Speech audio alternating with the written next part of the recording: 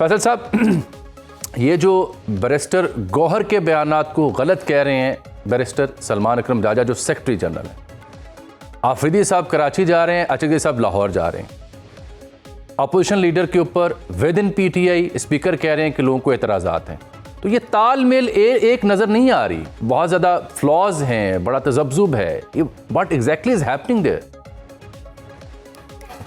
जामिर साहब, इसमें कोई शक की बात नहीं है कि जो पीटीआई की मौजूदा लीडरशिप है उसमें काफ़ी कन्फ्यूजन है, और ये कन्फ्यूजन आप देखिए कि तहरीक-ए-तफ़ज़-ए-ऐन पाकिस्तान में और पीटीआई के दरमियान भी पाई जाती है।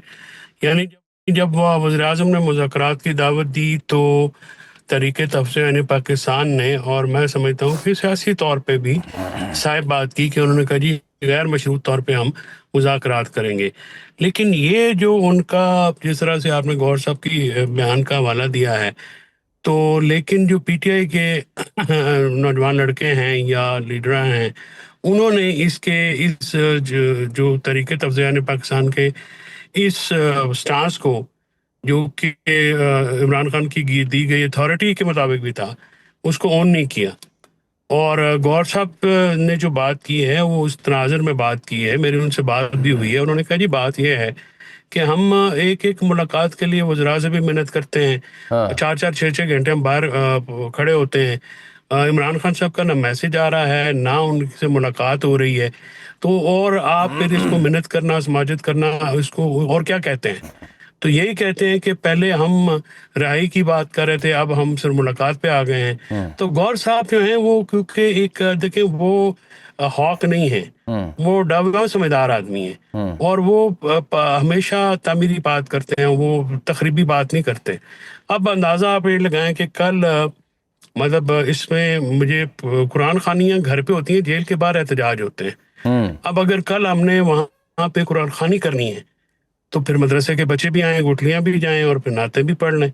देखिए ना, ये इस अप्रोच को अब मैं क्या कहूँ, मतलब जाहिर है एक तो इस चीज को मैं मुनासिब ही नहीं ख्याल करता कि जो है वो कुरान पाक बिल्कुल होना चाहिए, कुरान खानी होनी चाहिए, ख़त्म होने चाहिए, वो मिलाद होने चाहिए, लेकिन घर की चार दीवारी के अंदर। जेलों के बाहर तो फिर सियासी मामलात होते हैं ना जी। तो अब इस चीज को बंदा क्या कहे, या इस हिकमत अमली को बंदा क्या नाम दे जी। आपने भी जामी साहब सियासत रिपोर्ट की है, हमने सारी उम्र सियासत देखी है, की भी है अपने हलकों में या अपने घरों में। तो इस किस्म की सूरत हाल मैंने कभी देखी नहीं, और इसी वजह से आप देखते हैं ना जी कि कन्फ्यूजन प्रवेल इतनी ज्यादा हो गई है कि एक दूसरे की शक्ल भी देखने को रवादार नहीं है। तो फिर इसका मतलब है फैसल साहब, ये स्पीकर की बात में वजन है जो कह रहे हैं कि अचकज़ई साहब की जो बहसीत अपोजिशन लीडर, जो खान साहब ने कहा हुआ है, उनके दस्तखतों की तस्दीक चाहिए, क्योंकि with in PTI ranks and files लोग चाहते हैं कि अचकज़ई साहब अपोजिशन लीडर ना बने। फिर ये बात भी दुरुस्त मालूम होती है आपको? मेरा ख्याल में इस बात में वजन है। इस बात में काफी सारे लोग ऐसे हैं जो कि इस बात से खुश नहीं हैं, और वो समझते हैं कि पीटीआई के जो लोग हैं उनको छोड़ के महमूद खान अचकज़ई साहब, क्योंकि एक सिर्फ एक धड़े की जो है ना जी, वो आप समझें कि उसकी वो करते हैं रिप्रेजेंटेशन, जो कि सलमान राजा और सलीमा बीबी के बैक्ट है। बाकी जो लोग हैं वो उससे पीटीआई के अंदर आपको पता है काफी ज्यादा एक मुख्तलिफ सोचें पाई जाती हैं उनमें जो, और वो आपस में, अब मसला ये है ना कि अब देखिए ना, चेयरमैन और जनरल सेक्रेटरी, जाहिर है उनकी आपस में बातचीत नहीं हो रही, तो वो मुख्तलिफ बयान दे रहे हैं ना जी। तो अगर बातचीत हो, एक जगह पे गुफ्तगू हो, तो ये हो। अब ये कन्फ्यूजन, बाय द वे, ये मैं साथ में कहता जाऊं कि ये एक तरफा नहीं है, गवर्नमेंट में भी बड़ी कन्फ्यूजन है। यानी राना सनाउल्लाह और वज़ीर-ए-आज़म साहब कोई और बात कर रहे हैं, उनके बाकी वज़रा कुछ और बात कर रहे हैं। ये भी आप नोट कीजिएगा, क्योंकि गवर्नमेंट की कन्फ्यूजन पर रकम तो जो होती है, क्योंकि खबरें पीटीआई की होती हैं, दिलचस्पी भी लोगों की उसमें है। नहीं, गवर्नमेंट के एंड पे क्या कन्फ्यूजन आपको दिखाई दे रही है? जी सर, गवर्नमेंट के एंड पे आपको क्या कन्फ्यूजन नजर आ रही है? हुकूमत के वहाँ भी ये कन्फ्यूजन नजर आ रही है ना जी। वज़ीर-ए-आज़म साहब और राना सनाउल्लाह साहब कुछ और बात कर रहे हैं, और दूसरे जो हजरात हैं वो कुछ और बात करते हैं। तो ये कन्फ्यूजन दो तरफा है वहां पे भी। इसीलिए मैंने कहा ना जी, जो कि अगर बैठे आप सारे, तो फिर ये क्या हो सर, कन्फ्यूजन दूर हो सकता है जब आपस में बैठ के बात कर लेंगे। ठीक है फैसल साहब, ये इसका मतलब ये है कि 2-3 चीज़ें वाजी होगी ना। एक तो इख्तियार साहब की राय ये है कि एक तो 9 मई उस पर वाज़ेह मुआफ़ पड़ी चाहिए। दूसरा, वो कहते हैं एक तरफ गाली ब्रिगेड है, दूसरी जानिब मुज़ाकरा, तो ये पैरेलल नहीं चल सकते। 3 चीज़ें यानी उन्होंने वाज़ेह कर दी हैं और यही कुछ तकरीबन राना सनाउल्लाह साहब भी फरमा रहे हैं। तो ये 3 चीज़ें क्या पीटीआई तय कर सकती है? देखिए सर, पहली बात तो ये है कि इस बात पे जो माफी तलाफी वाली बात है, मैं उसका जवाब देना चाहूंगा कि अगर आप 9 मई को नहीं भूले तो हम 8 फरवरी को कैसे भूले।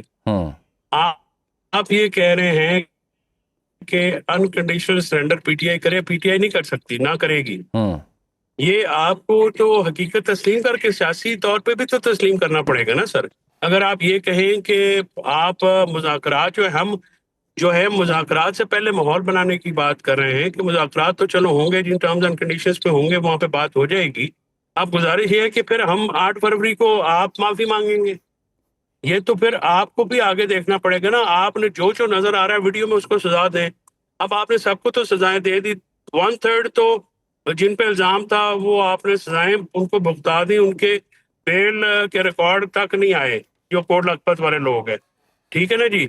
अब आप बात करते हैं जी कि सोशल मीडिया ब्रिगेड के वो जो भी अकाउंट्स हैं, गुजारिश ये है जी कि बिल्कुल इसमें तो कोई हर्ज की बात नहीं है कि हमें सियासी असलूब में बात करनी चाहिए। जाती अटैक्स और पर्सनल, चलें, ये बड़ा खुश आइंद है, लेकिन फैसल साहब ये राय जो है ये पीटीआई की जो दस्तयाब है या जो अहदेदार है उनके यहाँ उस तरह से नहीं पाई जाती। इख्तियार साहब उसी जानिब तवज्जो दिला रहे थे।